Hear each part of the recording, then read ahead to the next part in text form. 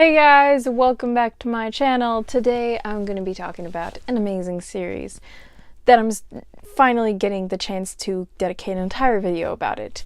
And it is the Tales of Goldstone Wood series by Anna Elizabeth Stengel.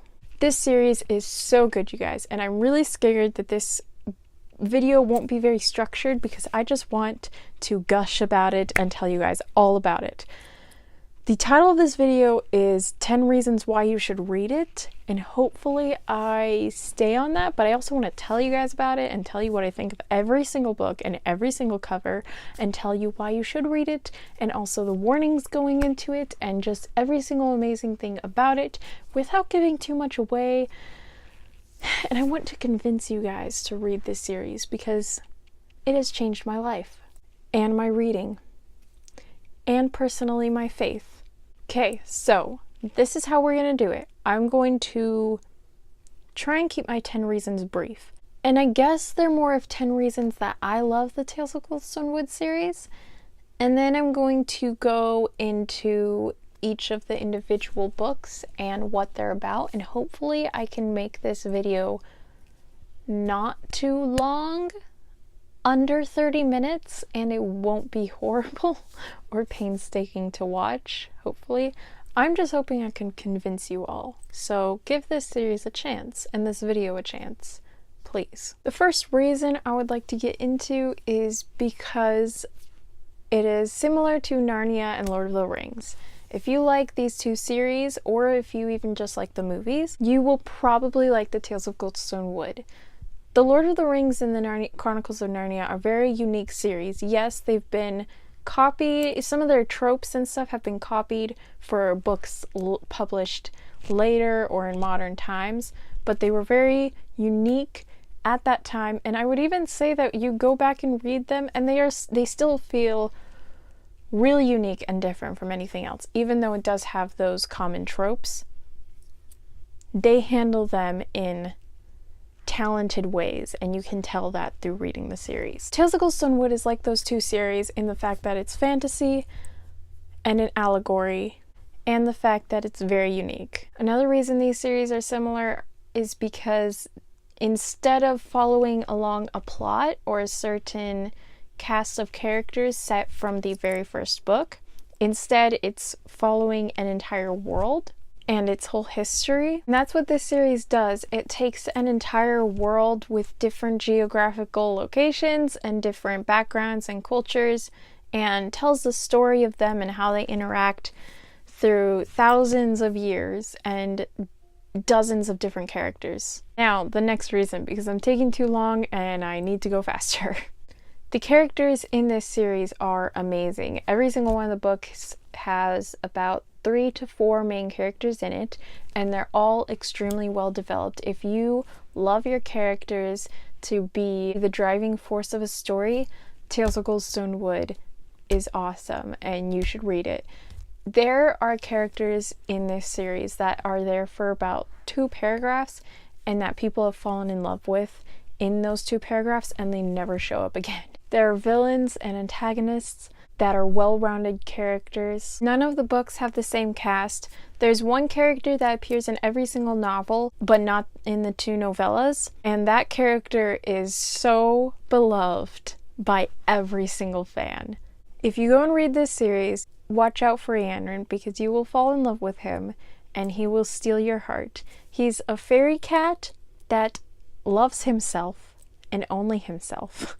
And he's a poet that writes bad poetry, but somehow he is revered through time as this great poet and legendary figure. And when he randomly shows up and pops into these characters' lives, he messes them up and they hate him so much, and it is pure comedy. And also just his backstory and you find out that he has such a warm heart. He's amazing.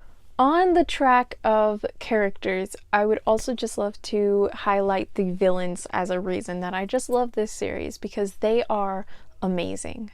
Each of the individual books has their own villain or antagonist, but throughout the entire world and the series, there are 2 main villains, the dragon and the lady. They are siblings, And we have absolutely no idea what their origin story is. That book has not come out yet. But nonetheless, we do know that they have this desire to destroy the one central hero of the series, Athelbald, and to completely destroy everything he loves. These two characters' appearances are few and far between, but every single time they come in, they have such a mysterious aura around them, and you want to learn more about them. And they have such power that is just exuberating from them, and you're like, whoa, what the heck are these people? They're not even people. We don't know what they are. Anne Elizabeth Stengel has not told us yet, and it's freaking me out. If you love amazing villains, then read this. It's because every single book has amazing ones, and the entire world just has amazing ones. So the fourth reason why you should read this series are the themes and the overarching message throughout the entire series. Pretty much what I'm trying to explain to you all through these reasons is that this series has something for pretty much everybody. If you love characters, read this series because they have amazing characters. If you love villains, read this series because they have amazing villains. If you love analyzing stories for their themes, read this series because they have amazing themes. And they're so much fun to analyze. First of all, the main theme that the entire story is it's an allegory for our own world and the fall and the redemption of it. So you can see that throughout the entire series of Tales of Goldstone Wood, but each book also looks into different specific themes, such as identity, friendship, what love is, what it means to have intelligence and how to use it, justice. There's themes of loyalty in here. There's stuff about women's rights and what victory looks like and how to use your words and consequences in our everyday lives. This series loves absolutes and exploring them and what they are, and then showing you them in a way that is entertaining, intense, and beautiful also. I say beautiful because this author's voice is amazing. First of all, I would like to mention that she writes in third person omniscient. I understand there are people who can't stand or understand that point of view type. So I understand those people who read it and just can't get it. But if you do understand this and you don't have a hate for it, then you should still try out this series because every single word that this author puts in is in there for a reason and beautiful. The author's voice is unique. Unique is what every single author's voice should be. Every single one should bring some sort of new warmth to the table of great literature. Stephen King and Anne Elizabeth Stengel's voices are my two favorite author voices of all time, and I wish that Anne Elizabeth Stengel's voice had just as much recognition as Stephen King's has. I was talking to one of my friends about all the reasons why you should read this series and stuff. I've gotten her into it and she loves it just as much. And this is what she says about the author's voice. The author has a beautiful way of writing that manages to build words and carry plot at the same time.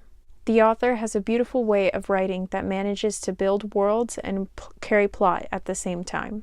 And I feel like that's a pretty good sentence to just explain her overall writing style. If author's voice is something that you're picky about, then hers is something you should check out, unless you don't like third person omniscient. The sixth reason why you should read the series is because of its originality. As I've explained through all these things, they're so original. These books are so original in the series.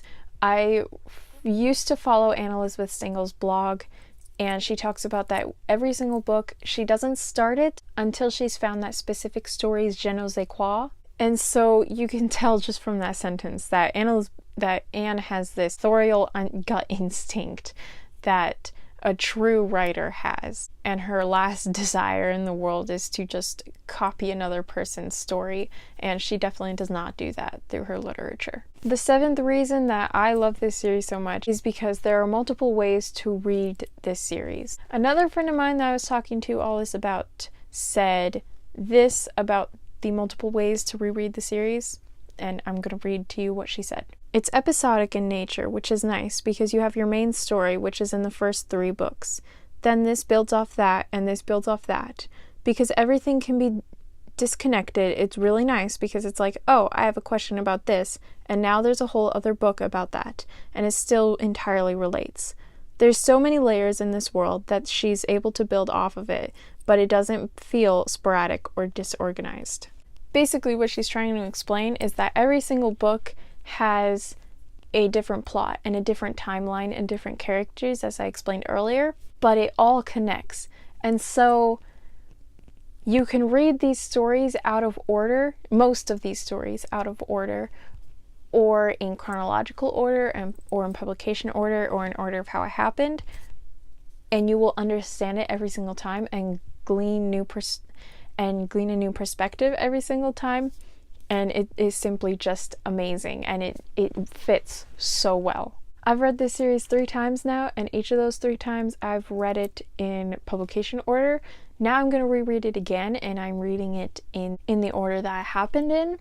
So Draven's Lay is the first one I'm reading, and it takes place in ancient times. And then the next one is Starflower. All of them are kind of ancient. They're all fantasy, medieval stuff. But Draven's Lay is primitive, ancient times.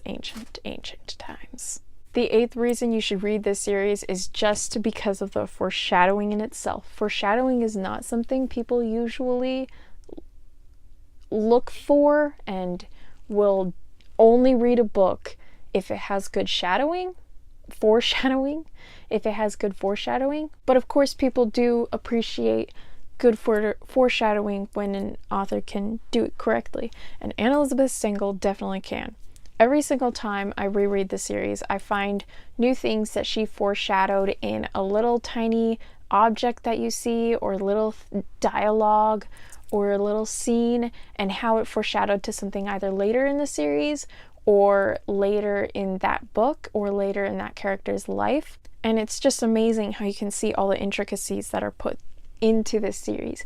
And it makes sense because this writer she's in her 30s right now, and she's been working on this world in this series since she was 15 years old. She actually never planned to publish this series, but she had a bunch of little short stories, and she gradually added on to them every once in a while. And eventually she came upon this story, Heartless, that she started. And she wrote it all out, and it ended up being the length of an entire book. And so she thought, why not I publish this? And the Tales of Goldstone Wood series was born. Speaking of Heartless, though, Heartless is definitely the most allegorical of them all. It tells the story of sin and man's fall and its redemption and God saving us. And so I love that book for that piece of it. However, though, if you are just looking for a good fantasy series, don't let that deter you, because it is just a good fantasy series also, and a good writer. You don't have to go into it expecting the Christian faith to be blown in your face. It's not like that, and I would really be sad if you let the fact that it's written by a Christian author deter you from the art within the series, because it's amazing. The 10th reason that I implore you to read this series is just because it is a new fantasy book. If you love the genre of fantasy, please give this series a try, because it's amazing and every single word is worth it. I had a little trouble starting this series when I read it 3 or 4 years ago. It took me a couple times of trying, but someone was really, really pushing me to read it. And once I got into the rhythm of how the story is told, because it is a bit different, I understood it and I fell in love with it, obviously. I would not be here today talking about it if I didn't. So I just ask you, please give this series a try. I would love it, and you will love it too. Hey guys, this is me in my laundry room doing school right now and working on editing. I have decided not to release the second part of this video. The video ended up too long, and I felt like the second part of this video wasn't explained very well, so I just decided that I'm going to make this into part 2. What you just watched is part 1 of 10 reasons why I think you should read Tales of Goldstone Wood. I will release part 2 explaining the books themselves and elements that you might like in them on Saturday. and this way everything will be a whole lot better. And since I didn't say anything about that in the video, and since if I just left it there would be no outro, I figured I should probably make one right now. So here's me from my laundry room doing school, and now I'm leaving. I'll see you guys on Saturday. Bye.